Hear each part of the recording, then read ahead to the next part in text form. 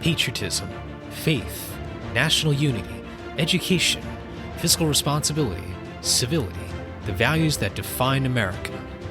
Fascinating stories and talks from America-loving patriots dedicated to preserving freedom, opportunity, and justice. Welcome to the Friends and Fellow Citizens podcast.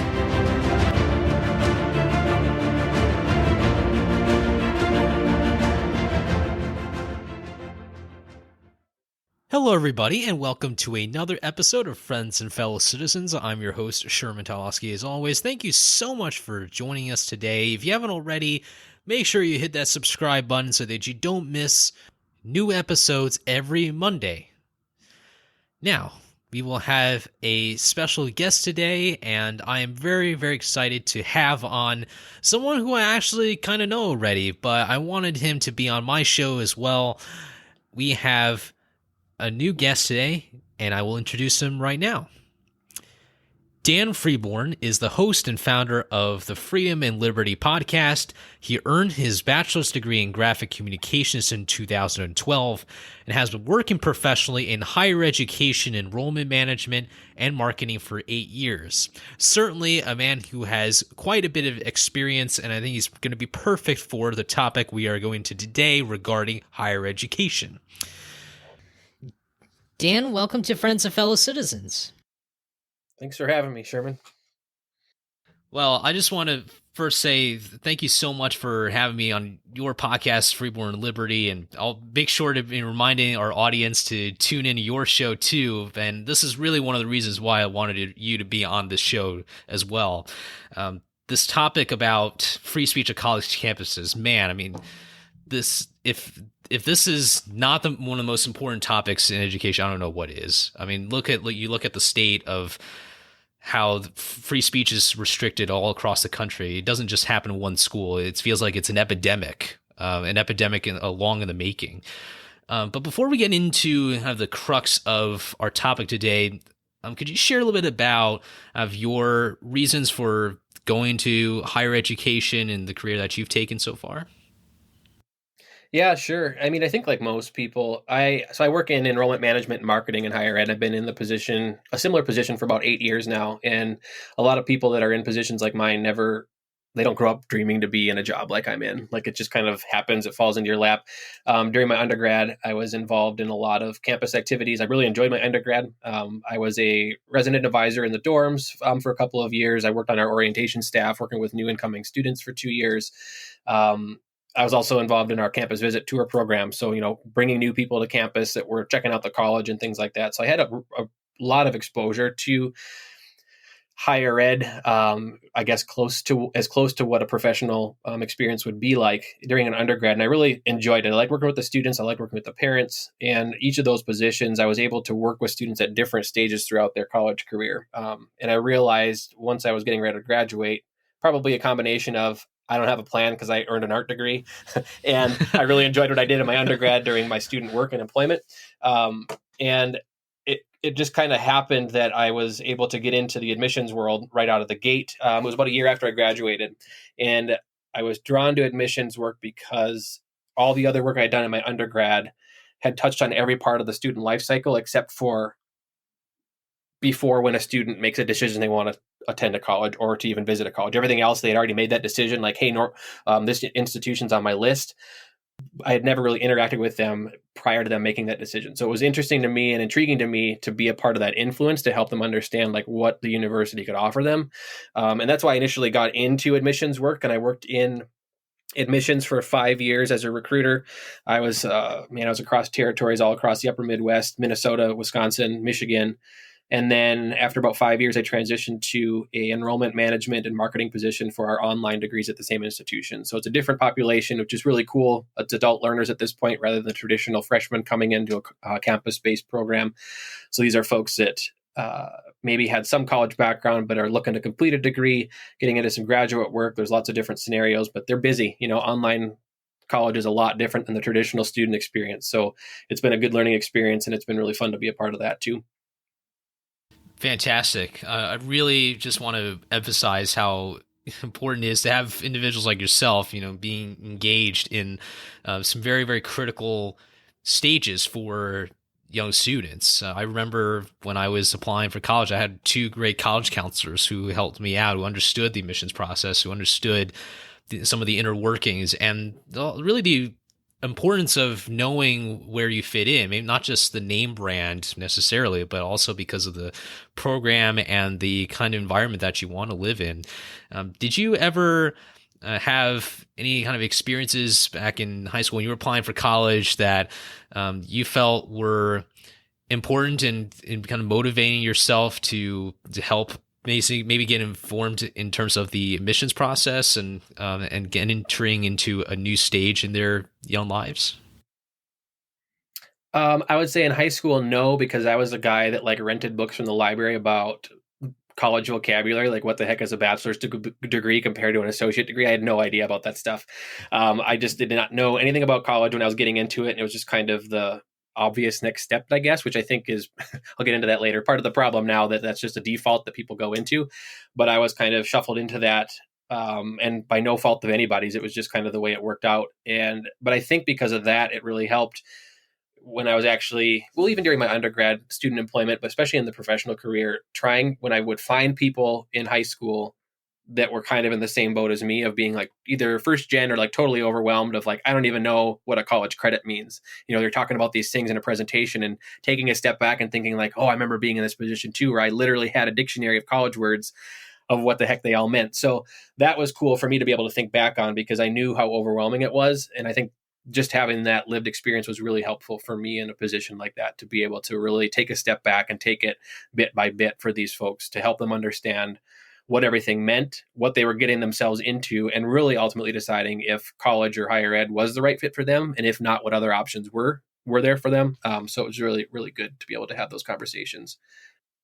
Fantastic. Well, that's really great answer. Really appreciate that. And now let's kind of get into kind of an overview of our topic today about the state of free speech on college campuses. And there's so many avenues we can take, I think, with this. But could you give us a bit of an overview of what free speech restrictions are kind of occurring in college campuses? Maybe some of the most frequent ones that you can point out, and how that's impacting students' ability to voice their own opinions without having to be feared of being canceled or being shut down by those who truly don't believe in the First Amendment. Yeah, it's really in rough shape right now. And I mean, you see it all over the news, both sides of the argument, you know, people that are standing up for free speech and those that think free speech isn't being trampled on. I mean, it goes both ways. It's being all over the place. But I think the key part of what's happening, we can get into some specifics here in a minute, but really what's happening is there's been a big shift in the political affiliations of college administrators over the last few years. And it's not to say that all of them fit a certain demographic at all, but there was a recent study put out, I think it was Dr. Samuel Adams. He's a fellow at the American Enterprise Institute, and he published some research that was surveying, I think it was about 900 student-facing college administrators, just about their political affiliations. And he found that the liberal staff administrators outweighed conservative by a ratio of 12 to 1, which is Jesus. huge. Where in the past it used to be, well, with the faculty, it's 6 to 1. So I think part of the common discourse right now is that faculty are the ones that are restricting free speech and everything like that. And like, very well, they could be. Not every one of them are. It's at this point, it's around a 6 to 1 ratio from that study. But what we're really seeing is a shift from the faculty being the big influence to the administrators at the institutions. And again, not pinpointing any individual ones at all. There are some that don't fall into this category, but overwhelming majority, 12 to 1 ratio, administrators that are left leaning or extremely left leaning in their personal beliefs and their policy procedures at the institution. So that at its core, I think, is what's really influencing a lot of this. So much of higher ed institutions, and I can speak only to public higher education. I don't have as much knowledge on private institutions. But in these cases, a lot of this it's top down. It's really going to be administrators that are influencing how the social culture is shaped on campus, whether it be the boards of trustees, the administrators themselves, but they really set the precedent of what that campus culture is going to be like. And what we're seeing a lot across the United States in public education is specific ideologies that are elevated above others, probably I like to think they're coming from a good place of wanting to try to be inclusive, truly inclusive, and rather than exclusively inclusive, if that makes sense. And Absolutely. I really do think, I want to believe that it's coming from a good place. So, these ideas of, you know, cultural events that are promoted above other ones. So say, for instance, we're talking about like the transgender movement. Well, there's campuses that'll have like gender fairs on campus to educate people on different types of genders that are out there, apparently. Um, but you'll never hear anything about a Christian organization holding an event, and these are promoted by institutions at the institutional level. So they're very promoted on the campus or on the institution social media pages. There's blasted emails across the listservs on campus and things like that, just for these events that are representing underserved or minority. So again, like maybe it's coming from a good place and wanting to give them a space to share, but it's very much one-sided. You don't get that from the other ones, and maybe it's because they think it's default that the majority of people believe the other way. I don't know, but it's increasingly been, and especially since the 2016 election, it's been very much more prevalent on college campuses where different organizations, different groups, different presentations are definitely given an elevated presence on the campus, and that really sets a tone for what the campus culture is going to be like. So those that don't align with that, it's confusing and it's really conflicting, because these events and organizations are being promoted as being inclusive and diverse, but it's really shutting out people that don't necessarily believe those, because the university isn't giving them a platform, the same kind of platform as them. So I think in that kind of a sense, it really starts to affect the way speech is handled on campus. And it really starts to students are starting to self-censor a lot. And maybe even more so than administration or faculty, like not giving opportunities for free speech. It's more that there's students that are self-identifying as ways that are not accepted by the campus culture, wherever institution they're at, and they're self-censoring and not feeling confident that they can speak out against anything, even if it's not in a bad way, just presenting a counter argument. It's very subliminal. A lot of the messaging that's being sent out at universities from the top down, it just kind of subliminally makes you feel like, oh, this is the way the culture is. I don't align with that. It's not a place for me to speak out. So I think it's a lot more of that self-censoring that's happening. And of course, there's the wild examples that you hear all over the news that are coming out about, faculty that are, they're ripping on students for having a bad opinion. Of course, that happens. I don't think that that's the majority of things. I really think it's more of that self-suppression, for sure. This is a great answer, and you touched upon some really key points there, especially about the structure of the school. We often think about just the faculty, but you mentioned administrators. I thought that was a really good point, and I want to do a follow up question here about two other players, and if you can think of any other sources of this censorship or contributing forces to the censorship, please feel free to add to this. But two groups I'm thinking of is one is the student groups, like student body president or student councils and or student unions. I'll kind of link that as student groups, kind of activist groups, so to speak. And the other part is also the alumni as well, who are the ones who are giving back to the school. I've heard a number of different perspectives on the extent in which these two groups are influencing or the debate on free speech. And one article I found on the Wall Street Journal I thought was really interesting, and it actually just came out today or yesterday. My father actually sent this to me, and I read it. It was a really great article. But this article is called "Sorry, Professor, We're Cutting You Off."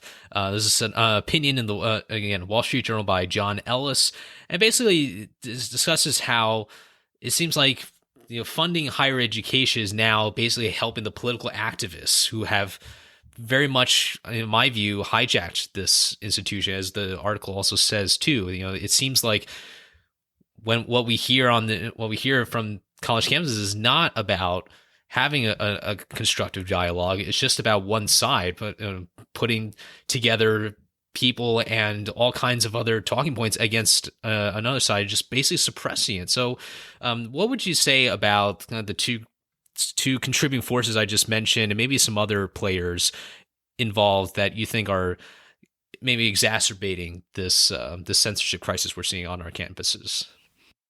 Yeah, I mean, I read that article too, actually. So it's interesting you brought that up. I think it was really well written and an interesting perspective for sure. And funding is a huge piece of what's going on, even outside of alumni groups and donors. But I'll start with the student groups. The demographic that's coming in right now, the Gen Zers, whatever you want to call them, this group of students that are coming into college at this point, there's a big misconception that they're not politically active, that they're just these lazy people that have no self responsibility or anything like that. And like, while some of that may seem to be true, they're actually quite opposite. They're very politically aware. Whether it's truth or not, they're very active. So it's very activist led. They want to be involved in these kinds of things. They want to feel like they have a purpose. They want to feel like they're making a change in their communities and the world at large. So when it comes to student groups, and specifically when it comes to um, student governments at universities, it's a big place for this stuff to kind of breed. And I'm not going to say that again. I'm not going to lump in any of my comments. I'm not going to lump that everybody fits this category. But a majority of what we're seeing happening is this activist kind of mindset. It thrives in these places because the university often, as it should, supports its students. And I think that kind of adds fuel to the fire. We talked about the administration and what their political leanings are. When that gets, is putting fuel to the fire of the student-led organizations, that just empowers them to do even more in these cases. And we're finding that they're getting involved with trying to make policy changes that really are not in their wheelhouse, which it's great that students are involved in conversations like that. But when they're leading discussions on diversity, equity, and inclusion, we need to take a step back and think about this. Like has a huge impact on the social culture in our campus and when people graduate. There's stories even about, when a student disagrees with a professor or something, that cancel culture can come into play because social media is like wildfire. As soon as somebody posts an image or a snapshot or just a quote from a professor, there's these calls for them to get canceled. And then often these students, in addition to calling for them to be canceled, it all is lumped into these demands. They'll often write letters to the administration saying, in addition to him being fired, we want to have that department have these guiding principles for speech, or we want to be a part of tenure review. Students don't get to be a part of tenure review at universities. Let's make that very clear. But they're often empowered to be a part of these conversations to make them feel like they have ownership in this change, which again, it's a delicate balance because you want students to feel ownership in making positive change. But when it's involved in these kinds of places, it becomes very damaging. And I think it really fuels a lot of what's going on. And then when it comes to alumni and donor groups and just funding in general, I think you hit it right on the nose. The funding is where we need to be focusing a lot of our attention. Curriculum obviously is a huge thing, but the funding is big. I mean, we're seeing it even just across the nation, the corporate America that's bowing down to this woke culture. They're having a huge influence, and wherever their money goes is where a lot of this is going to be coming from. So again, it depends on where the donors are coming from. But if you got a donor that's got a lot of money that's putting it into whether it's DEI efforts or whatever it might be, that's kind of falling in line with the social agenda now, a university is not going to turn that down. And a lot of it is going to be for those kinds of things. And that really does have an effect on what gets pursued at the institutional level, whether it be through strategic planning or whatever it might be. So money is definitely a big influencer. Unfortunately, it's becoming even more of an influence, I think. And it's getting further away from what higher education was intended to be, which was supposed to be a place for free discourse, civil discourse, differing opinions, and to seek new truth. And now there's so much in higher ed that's become activist led and really political. And I don't like to use the word indoctrination because I feel like it's overused and I don't know, it's kind of lost its meaning. But it's definitely becoming more political leaning rather than the true purpose of what education was made for. You're absolutely right, especially on the money aspect. I mean, that's something we're definitely going to have to go deeper into. So, where some of this fun. I'm personally not convinced that if there's people saying something along the lines of how there's maybe only alumni donations, but maybe there's some other money that's coming out from different organizations. I know that the Department of Education has in past years has criticized, maybe not openly, but has basically said that colleges need to report, especially when it comes to some foreign money, everything from Confucius Institutes to some other organizations that schools can get involved in. So I wish there was a bit more transparency as well on kind of where this money comes from. Do you want to add anything to that real quick? Well, I mean, there's a really good organization right now that's kind of leading the front on this, the Idaho Freedom Foundation. They have successfully put through or basically advocated for legislation to become the first state that's banned critical race theory in public education curriculum. And really what they specifically focused on was the funding. They realized that the curriculum was an issue and they addressed that. But what it came down to is they needed to cut the funding and the pipeline of funding that was coming from the state institution, the state level. So state funding at public institutions is a huge thing. I mean, they rely on it's the lifeblood for a public institution, more so than donors. Private institutions and colleges, they rely more on those donors to keep their doors open. Public institutions rely very heavily on the state appropriations. And so what the Idaho Freedom Foundation did, their advocacy branch, the Idaho Freedom Alliance, I think I might have gotten that name wrong, but it's a subset of this think tank in Idaho, and they brought this to the conservative legislators, and they said this is a huge issue. We need to tackle this, and they were successful in that. And I don't remember the exact amount that they were able to curb, but essentially they found within the state appropriations for the state institutions, so Boise State and Idaho. University of Idaho, X number of dollars were specifically allocated to DEI efforts. And they're like, that can't happen because this is what it's promoting. And they were able to be successful in that. So they banned that funding, which obviously caused a lot of outrage across the state and now across the nation because it's becoming a pretty big thing that other states are trying to take on.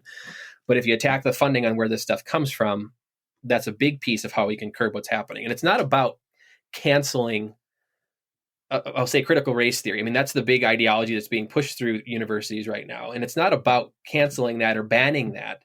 What it is, it's banning public institutions from mandating those things in curriculum or through trainings. So it's very different than saying you can't teach this or talk about it at all. That's not what's happening here. These legislations that are coming through are saying you cannot push through an ideology over another one at a public taxpayer-funded institution. And that's what they're fighting for at this point. Yeah, just real quick. I mean, that's a really good point, and it kind of reminds me a little bit about how there were some debates several decades ago about whether or not governments can fund particular schools based on religious affiliation or some kind. Now, I think it's a bit of a different debate just because faith, I think, is a bit of another issue that we can delve into. But it just kind of, for whatever reason, reminded me. Yeah, but I will say though that that's becoming an issue too, because I'll use an example of Christian institutions, Christian higher ed institutions. I want to say it was 15 years ago or so, they were granted exemptions with all the Title IX things and things like that. So as far as being able to use federal funding to help students at private Christian institutions. So now what we're seeing coming through, they've been able to operate as they have for the last several years under this religious exemption. However, with the Equality Act that's coming through right now, it's becoming a huge thing for these institutions to just wonder if they're even going to keep their doors open, because the Equality Act is going to criminalize any institution that, under their definition, prohibits or discriminates against any sexual identity. So a Christian higher ed institution that decides they aren't, because of their religious beliefs and affiliations, they can't provide gym facilities for transgender students. Under this new act, if it does go through, they would be criminalized, and there would be lawsuits all over the place, and they would not be able to do that. So it prohibits religious freedom, number one, because it's not just limited to higher ed institutions. It would be churches and everything like that. But when it comes to higher ed, it would affect their ability to practice their faith. But then also it can affect funding as far as Pell Grant eligibility and things like that, because at that point they could cut federal funding to those institutions which so many students rely on to pay for their college. So it has much larger effects, and that's a whole nother conversation for sure. But there's definitely can be implications for those kinds of things. Sure. The big point I would say is, it's really concerning when there's people who look at the First Amendment. It's almost like they only prefer a freedom if it either benefits them or if it's because they don't like one of the other freedoms. There's a reason why we have those 5 freedoms, right? It's not like it's like, oh, whichever one you like the most, you can protect that one, but the other ones, that don't matter. It don't work that way. This is one of the things I don't understand about, especially with regards to young people who don't understand this idea that we have a number of freedoms out there, and they're enumerated right there in the Constitution, and you have to do whatever you can to protect those. So, Dan, thank you so much for bringing up the point, and kind of maybe it relates a little bit to the next one I wanted to bring up, which is about kind of going back and bit into the more individual aspect, which is, I feel like there's a number of kids out there who, they're entitled to their own opinion. Don't get me wrong, but it seems like when they lose an argument, they don't take personal responsibility and say, well, maybe I didn't understand this other person's perspective, or maybe I should have read a bit more about this subject or that subject. They just kind of blame someone for not just their views but also their character. Like we're seeing character assassinations all over the place. It's a really crazy world out there. So I'm just curious to know kind of what your thoughts are about really just this general state of kind of a bit of a lack of personal responsibility across college campuses. I thought we were supposed to be grown-ups here, Right. take responsibility, and not try to point fingers everywhere. What is going on in our college campuses on this point? Yeah, and I don't know that it's necessarily the college campus's fault. I think it stems a lot, beforehand. And I'm a big proponent of family structure, and I know it's a hot button issue for sure as well. But parents have the responsibility to teach their students that responsibility and ownership of their actions and behaviors. And if we're coming out of a big culture right now. It was probably the tail end of the millennials where it was helicopter parents, like you wouldn't believe, like making all the decisions for their kids in the college search.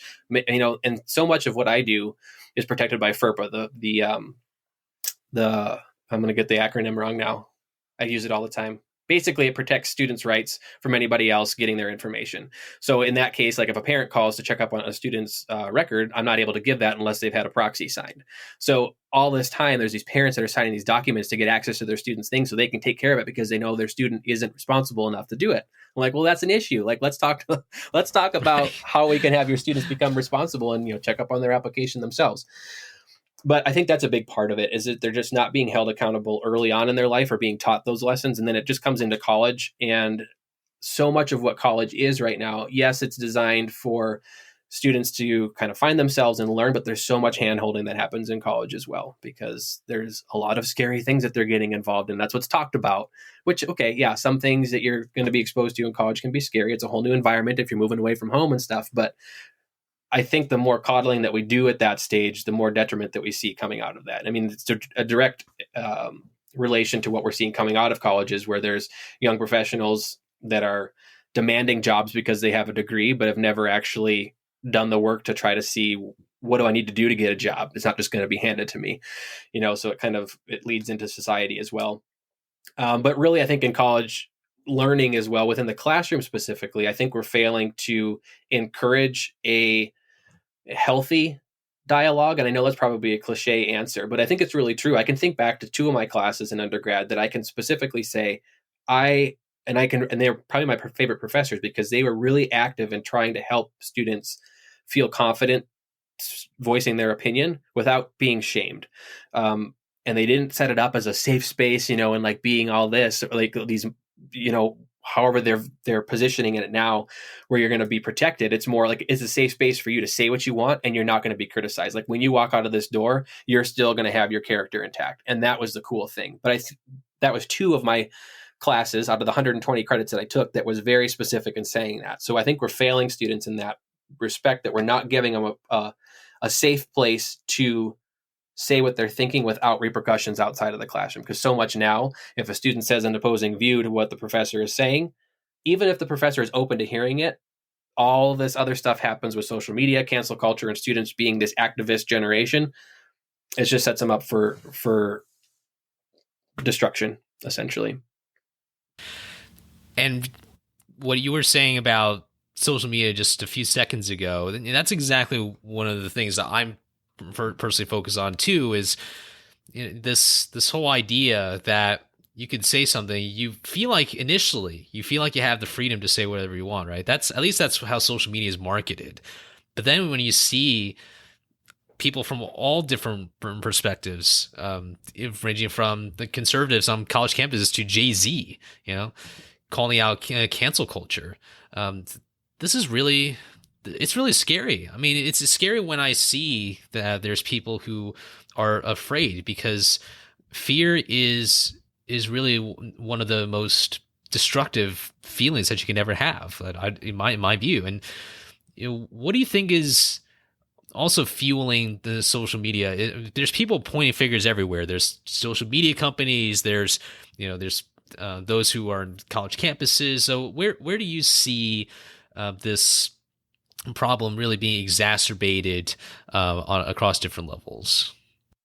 Well, I mean, it encourages people to be cowards, essentially. I mean, you're on Twitter or whatever. We'll use that for an example. You're hiding behind your digital narrative, your digital footprint, and you don't even have to have your picture out there. You could put something obscure on there. Nobody even needs to know what you look like. You can put false information in your profile if you want, but essentially you can just attack people without repercussion. And that's what's dangerous at this point. I mean, it doesn't matter what platform you're on. It can be TikTok. It can be, I mean, I don't use TikTok. I have no idea how it works, but I hear that's a bad one to be on at this point.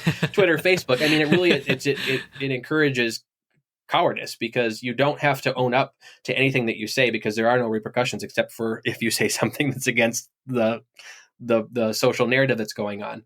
And I'm not going to say it's happening to everybody because I still follow a lot of people that are very influential in the conservative market that still have their platform. So it's definitely not blanket across the board, but it is something to be aware of. And I think it's something we need to address for sure. But that encouraging of that cowardly behavior, I think, is really taking root then in real life too, because people are so used to being able to put out their thoughts or attacking somebody. I mean, the guy I'm going to have my show this week, he spoke out against a Senate proposal at his university that was embracing critical race theory. And within a couple hours, there were people that were calling him by name, demanding that he be fired. They were threatening him. And I was like, there's no repercussions for these people because, I mean, they could cancel their account anytime they want, and if they were put in a position in a room face to face with him, it would be very hard for them, I would guess, to say that directly to his face and have to own up to that when there was any kind of pushback. So these spaces where there isn't that accountability and not really a good place for dialogue, that's what becomes a problem. I mean, it's really hard to even have a conversation like this in 130, 160 characters for Twitter. I'm really new to Twitter, so I don't even know the limit, but I know there is one. But it's hard to have that kind of discourse in a short, abbreviated environment. It's really a craft to be good at Twitter to get your point across because so much of this is deeper than that amount of that character limit. What about social media companies that censor certain accounts that have horrible stuff on it, but don't censor others that could be provoking violence? Algorithm is actually broken or it's intentional. I mean, that's the only two options at this point because they don't seem to be fazed by any of the people that are calling them out for these accounts that are left open that have horrible things to say that are actually threatening other human lives or people of a different ideological background. So I would leave it at that. I mean, it's an intentional thing that they're doing to push a narrative, or they're really failing at working their algorithm out because if their policies really do stand for what they say, it's broken and they need to address it. And as we kind of think about some of the things that we can do, I mean, Dan, I think you've done a really good job of outlining some of these issues that we're seeing right now. And I'm glad that there's people like yourself who recognize this issue or are doing something about it, like having your own podcast and speaking out, having guests come on and share their experiences, because I don't think this is just a college campus problem, not just an area where people involved in academia should be concerned. This is an American issue. And this is something that should concern everybody, because I know that for myself and many other people out there, we want to have the next generation and the generation after that and the generation after that and so on and so forth to be able to enjoy the fruits of freedom that we have here in America. So as we kind of contemplate on some of the solutions and some of the ways we can get out of this, are there any methods or any solutions that you can think of that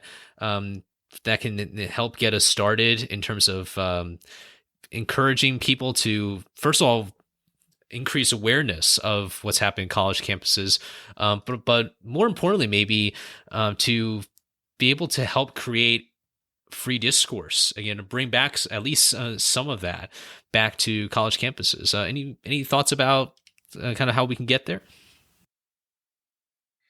Yeah, I think number one is we need to listen, and that's maybe it's an art. I don't really know, but it definitely is something more than what's happening right now. And I remember very specifically back in undergrad, like during our RA training, we had a whole seminar on active listening. So we were actually paying attention to what somebody's saying before you respond and regurgitate something else that you want to say. So that's, I think, a skill that we've really lost, and that needs to be taught. And I think first and foremost, college is for learning, whatever academic program you're in, learning that skill to be proficient, to be hired, of course. But I think in those courses, can be embedded, that active listening experience, because that's so much of what we're missing today, where people are just spewing and they're not internalizing anything that's being said, whether it's like-minded ideas or not. I was just seeing a buddy of mine posted a Facebook post today that said, I'm going to get the exact words wrong, but it was something like, I'm 100% in favor of vacation mandates as soon as, there's enough available, or something like that. But you're trained, because of all the conversation that's going on right now, was to read it like, I'm 100% behind mandated vaccines. And like, it literally said, I'm 100% in favor of vacations. And I was like getting fired up. I was like, I know this guy. Like, how can he say this? This is ridiculous. And like, although it's social media and somebody wasn't saying it, but I wasn't actually taking the second to read what it actually said, to read those words, to understand that it was a joke. But I think that can be applied to conversation today, where so often we're hearing what we want to hear and we don't actually hear what the person is trying to say. And that's something that's becoming very apparent with what's going on with the social discourse now, is that intent doesn't matter anymore. People are so focused on the impact. And that's a really dangerous position to be in. While obviously impact can have significant bearing on the situation, but if we're taking out of consideration a person's intent for what they said, that's where it becomes really dangerous. Because at that point, if somebody doesn't agree or really see the intent behind harmful words that they hear, even if it did impact them in a negative way, and they're just taking that to be the main point of it, that's where it becomes dangerous. And that's where conversation can happen, because the person that maybe said the wrong thing or the hurtful thing can share their side of the story, and the person that was hurt by what they said can share, this is why it's hurtful to me, this is my experience of what's happened. And it's not giving dominance to either side of that. That's where that conversation has to take place, giving the microphone to both sides to be able to share that. But so much of what's happened at this point, it seems to be the impact is more important than intention, and that's really dangerous. So I think within the college setting, building into courses opportunities for students to practice active listening. It doesn't have to be political all the time. It can just be, within the context of their studies, whether it be biology, physics, whatever it might be. I mean, the sciences can get pretty heated just on their own, even without politics involved. But I think that's a big thing, is just, that needs to be built into the curriculum for sure. And then for me, I mean, I come from a spiritual background, I practice a Christian faith, and I think all the stuff that's going on right now in the world, the social narrative, I believe, is antithetical to what the gospel teaches. So for me, it's really important to be grounded in what I believe to be true in my faith. And whenever I hear something that seems a little bit off out there, it's wrong of me to assume that it's bad or wrong until I line it up with what my belief system is. So being able to do that is really helpful for me, where I'm not jumping to conclusions all the time. I would say, well, I'm not even going to say, I can guarantee you I've got 4 books right now that I'm working on, that I'm reading, that are absolutely opposite to my worldview. And I think that's critical to be able to change this kind of discourse. Like, you can't just be in a vacuum, and they're hard for me to get through. It's taken me 3 months and I'm still working on 4 books.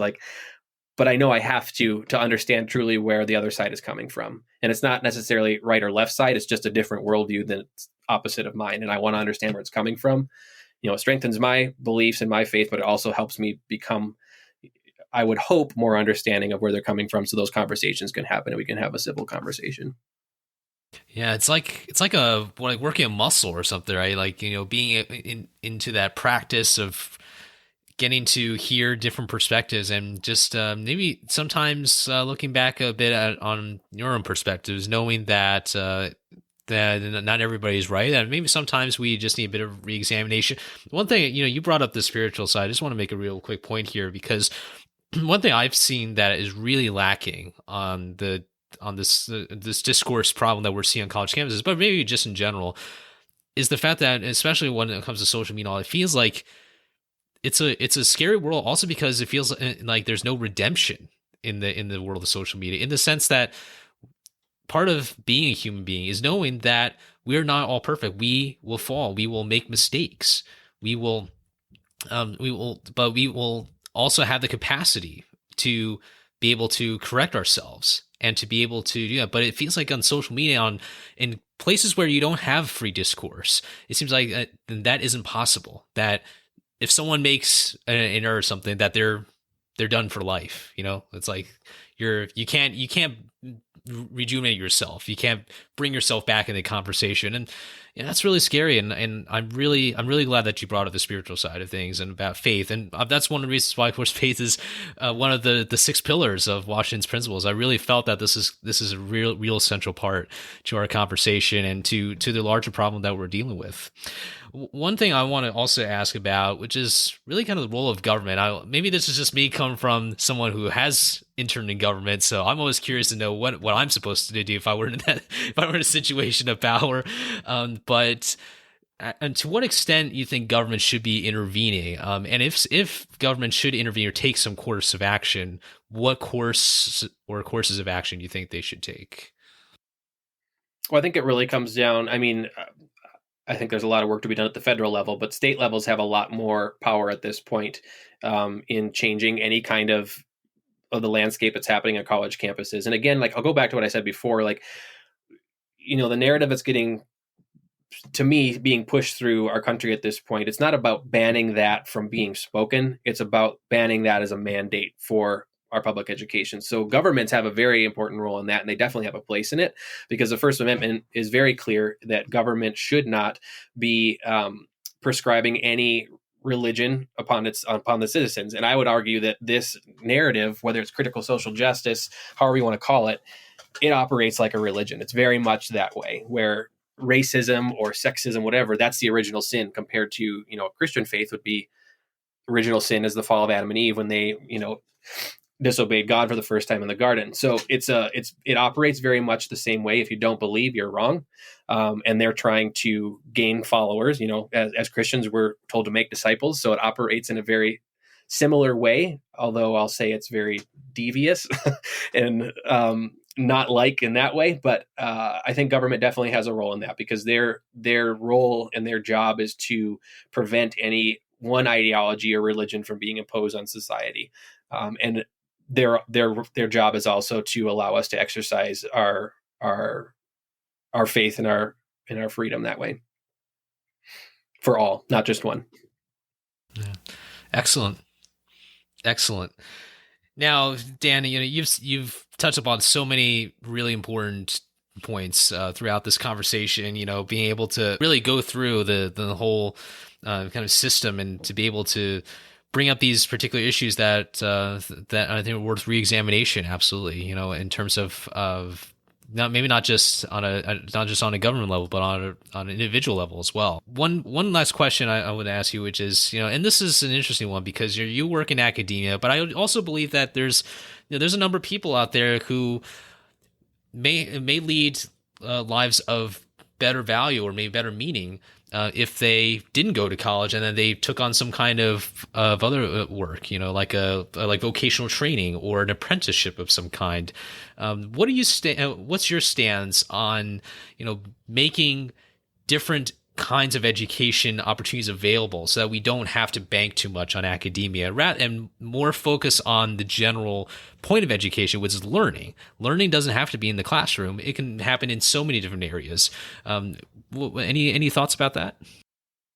Yeah, I mean, I am a proponent of higher education. I think there's a lot of work to do within it. I'm not going to say that nobody should ever go to, into higher ed. That's not it at all. There's definitely a lot of things to be wary of, but I don't think one size fits all. And I think when a student is coming to the point where they're asking themselves, what's my next step after high school graduation? And for that matter, their parents should be having this conversation with their students as well. It should not automatically be, where am I going to go to college? It should be, why? What is my long-term goal? And what is the right fit for that? So for students that don't have a clue and they're just going to do an undeclared major for the first year to figure it out and get gen eds done, that's a huge waste of money, because you could be taking your courses that go towards your major during that time as well. So I'm a huge advocate of gap years, get some real world experience, whether it get a part-time job, get a full-time job somewhere, move out of the house, like that will build that personal responsibility and ownership of, their life. And at that point, they'll realize really quick of, I like this area I'm working in, I could pursue something in that. Or maybe they realize that a college education isn't required for what they want to do. And whether it be the trade schools, military, for those that are called into that, that's a huge thing, because if they later decide, after they have some life experience, that they want to go back to college, there's great funding benefits with that as well.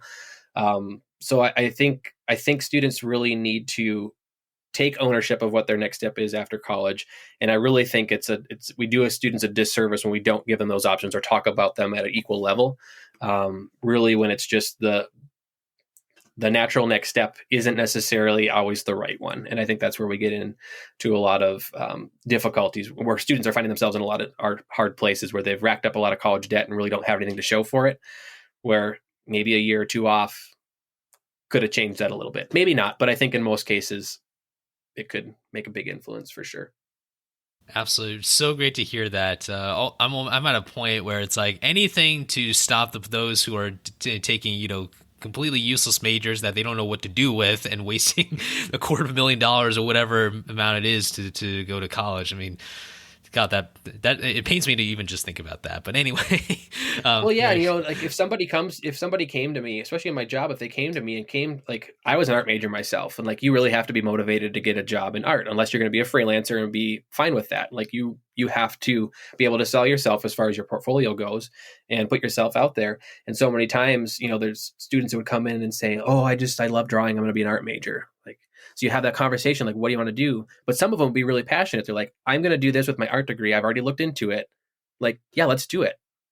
So often college guidance is just do what you love. Like, well, that sounds great. And like, it makes sense, I guess, to do something you like.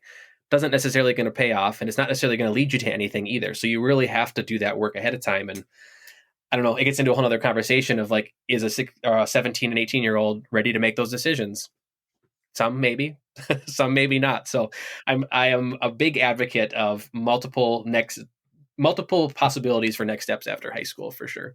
Well, on that question, I like to say that you and me were ready to make that decision when we were 17, 18. But Dan, as we kind of approach, towards the end of our episode, I want to do a bit of reflection now. It's a tradition on Friends and Fellow Citizens, as you may know, that with regards to the 6 principles of Washington's farewell address, which is something that is very, very central. It's basically central to this podcast. Could you pick maybe 2 or 3 of these principles and try to tie them back into some of the points that you made today, or some other points which you like to bring up for this show?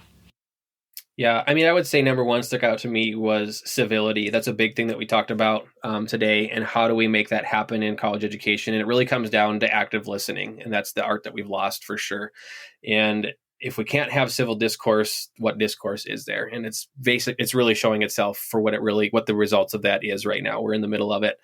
I like to think we're on the way out of it. I hope that that's true, but I really think it comes down to that active listening and really being willing to hear what the other side is saying, what their intent was, and then being able to have that conversation of how it impacted you. That's a huge piece of this. And then one that we talked about a little bit, but maybe not too much, is fiscal responsibility. I mean, that's a huge one as well. We just touched on it at the end, but again, that decision of if you're going that next step into college, you need to do some work on what that responsibility is. I mean, if you're just blindly taking out loans and then complaining at the end that you've got all this debt and no degree you don't have a job because you have a degree, like that's something we need to be educating students on more, but also encouraging them to take ownership of. I mean, that fiscal responsibility, it sets up a huge trajectory for what life is going to be like after higher education. And if we're not willing to educate them on the reality of that, that does them a disservice. But if students aren't able to take that ownership as well, they're doing themselves a lot of harm too. So I think there could be a lot of work in that. And that's a huge piece to all of this, outside of the free speech realm of higher education. That, again, it's a whole nother conversation, but the cost of tuition and things like that, there's a lot of work to be done there for sure. But I think if we can empower students to be able to speak what they're thinking without repercussions on their character, I think that is the core that can help a lot of these other things of building that self-responsibility and personal responsibility in their life, whether it be fiscally, whatever it might be, the decisions they're making as they're growing into adults. One final question before we wrap up. Is there a founding father you admire the most, and why?